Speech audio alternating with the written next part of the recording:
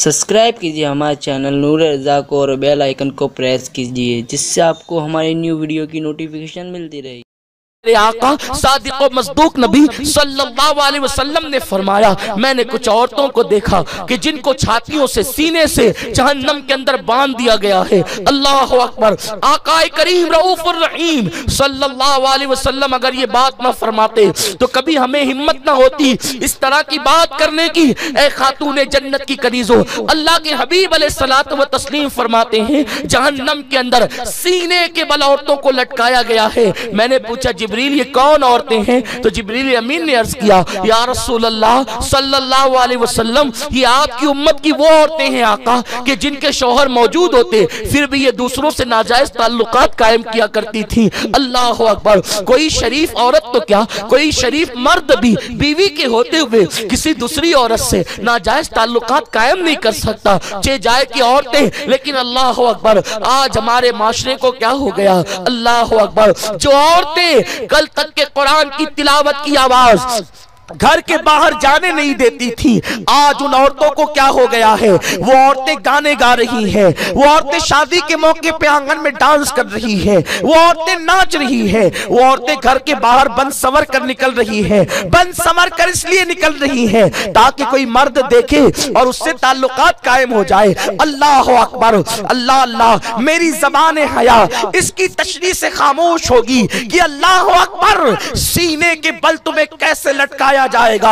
वो नाजुक जिस्म, वो नाजुक मकाम, वो नाजुक बदन और जहन्नम के अंदर सीने के बल किस बुनियाद पर? मर्दों से नाजायज ताल्लुकात की बुनियाद पर। आज औरतें इसको फैशन का नाम दे रही है, आज समाज में इसको फैशन का नाम दे दिया गया है।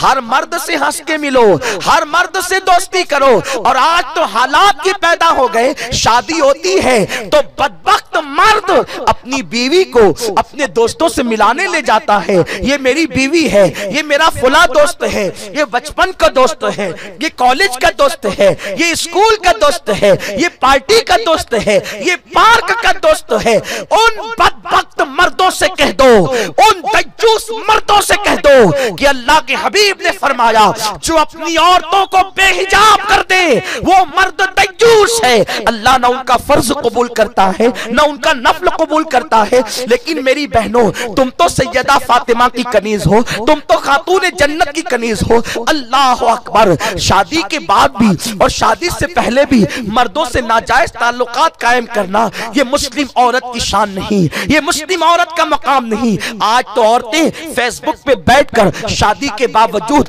किसी की तस्वीर देखा उस पे फिदा हो गई, किसी का फोटो देखा उस पर फिदा हो गई, उससे राब्ता शुरू हो गया, बातचीत होने लगी। उधर से प्यार के झांसे में जाल फैलाया जाता है, इधर से मेरी कौम की बेटी, बड़ी मासूम बेटी, अल्लाह अकबर, बड़ी सादगी के साथ उसके जाल में फंस जाती है, अपनी आबरू गवा देती है। याद रखना मेरी बहन, आप जानती है जो तुझे मोहब्बत के नाम पर अपना फोटो भेज रहा है फेसबुक पर, जो तुझसे प्यार की बातें कर रहा है, वो दरिंदा है, दरिंदा, वो वहशी है, वहशी, वो गंदा गलीज है। अगर उसके दिल में प्यार होता तो वो तुझे अब क्यों प्यार करता? वो अपनी बहन को प्यार करता, वो अपनी माँ को प्यार करता, वो अपनी औलाद को प्यार करता।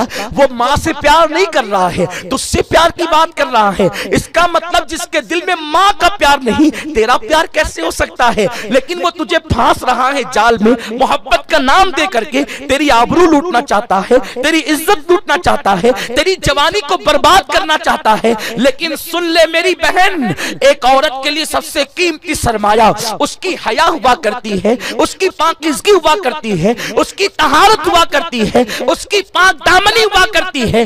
औरत का रंग कैसा हो अगर वो बाहया है, अल्लाह के हबीब अलैहिस्सलाम फरमाते हैं जिसमें हया जितनी ज्यादा होगी उसका ईमान भी उतना मजबूत होगा। आज से पहले मेरी कोई बहन अगर किसी मर्द से मोबाइल पर बात कर चुकी है, खुदा के लिए सच्ची तौबा कर ले, रब को मना ले मेरी बहन, वरना अल्लाह रब्बुल इज्जत का अज़ाब तुमने सुन लिया। जानती है ये मर्दों की दीवानगी, ये یہ مردوں کی مستانگی، یہ دنیا کی رنگریلیاں، یہ دنیا کے آرام، یہ دنیا کی راحتیں، یہ دنیا کی اللہ اکبر چاندنی، یہ چند دن کی ہے میری بہن۔ ایک دن تمہیں بھی موت آنا ہے، ایک دن ہمیں بھی موت آنا ہے۔ سوچو تو مر کے کیا منہ دکھاؤ گی اللہ کو؟ تمہارے گناہ کو کوئی نہیں دیکھتا۔ موبائل پہ چپ کے بات کرنے والیوں، فیس بک پر چپ کے چیٹنگ کرنے والیوں، واٹس ایپ کا غلط استعمال کرنے والیوں، کوئی دیکھے نہ دیکھے اللہ دیکھ رہا ہے، اور میرے اللہ کی پکڑ بڑی سخت ہے۔